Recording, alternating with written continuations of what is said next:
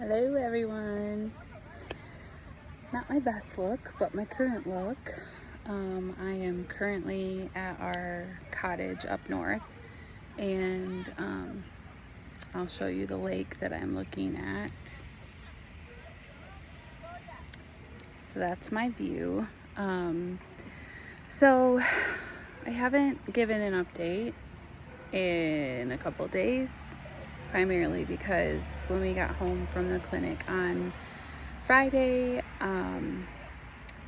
Saturday, I was in bed all day with flu-like symptoms. So I think it was a combination of a extremely busy week at the clinic with all of the transplant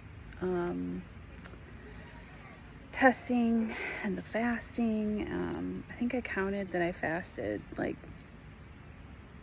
it had to be over 40 hours during the week, which I mean is not a huge deal, but when you're already feeling depleted and your body's fighting cancer, it's hard on your body.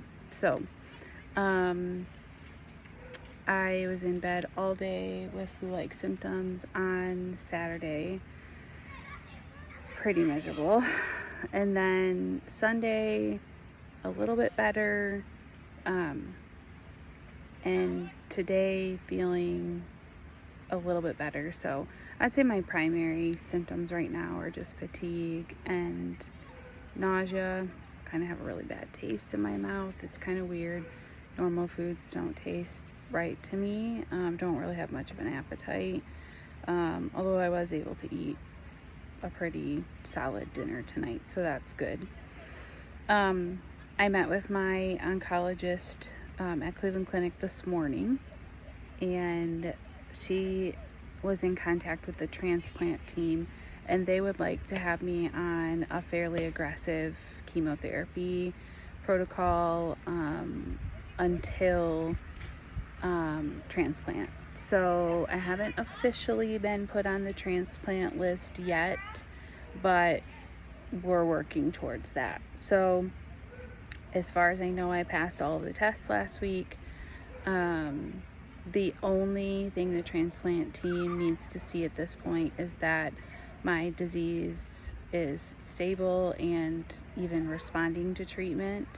So in order to see the Y90, the radiation results, that takes about 3 months, 90 days for that to even show anything.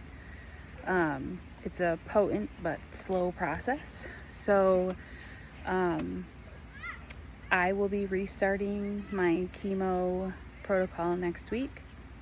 It will be 3 drugs, 2 of them at a reduced dose because I had somewhat of a reaction. So I will have the drug that causes neuropathy, and I will also have the drug that causes the full face acne-like rash.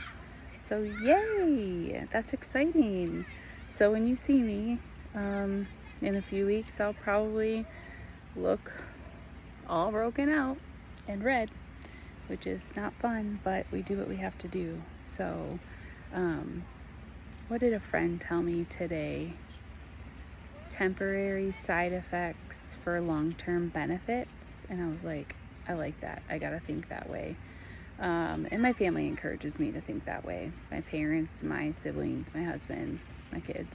So, but you know, when you're in the moment, it's like a Peter situation where, you know, as long as my eyes are on the Lord, I'm confident I'm walking on water.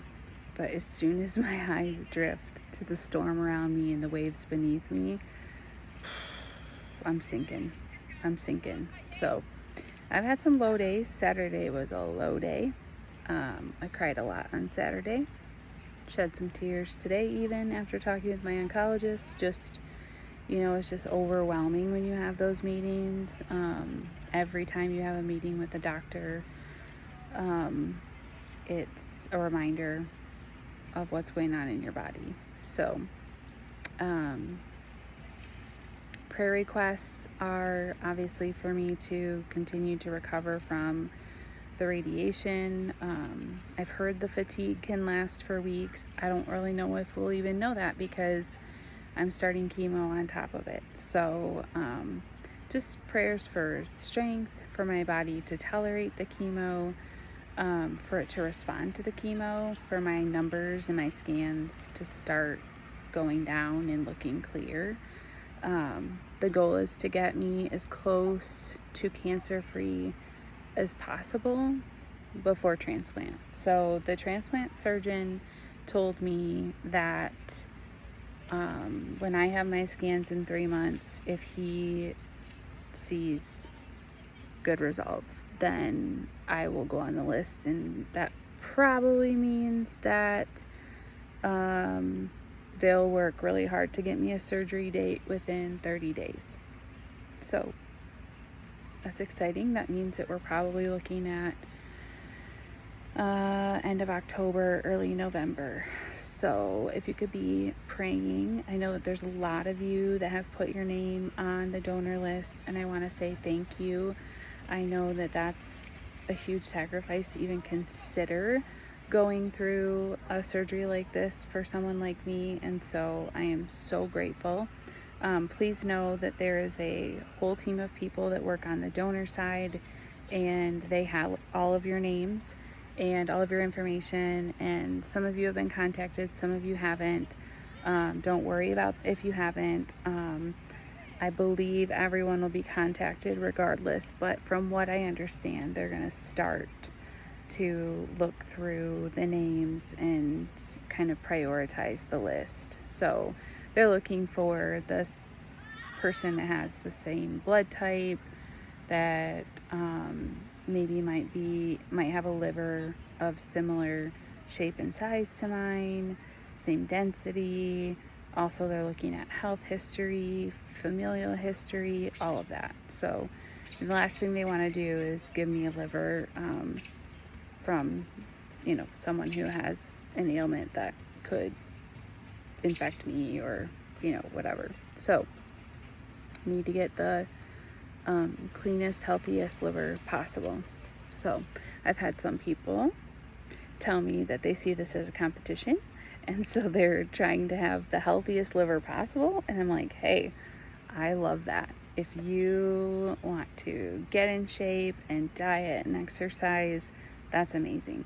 If you want to know what kind of diet you should eat to have a healthy liver, low fat, low sodium is huge, and lean protein and lots of veggies. So, and no alcohol, obviously. So yeah, I know this was long. 8 minutes is a long video, but I haven't updated in a while, and I probably won't for the rest of this week because I'm enjoying some time away with family. But you'll hear from me next week when I have chemo. So thank you to those of you that have brought meals to us so far and sent us financial gifts. The Lord always provides in such a unique way. The day before we left for, or like a few days before we left for the Cleveland trip, we had some gifts come in the mail, and they were the exact amount that we needed to pay for the hotel and the gas and the meals at the clinic last week. And so I'm like, this is just a reminder that God is so good, and He knows what we need, and He provides it, and He's never late. He's always on time. And so because of that, we can trust Him. So, and I'm preaching to myself because I don't always feel it, but love you all. Keep praying, and I'll update you next week.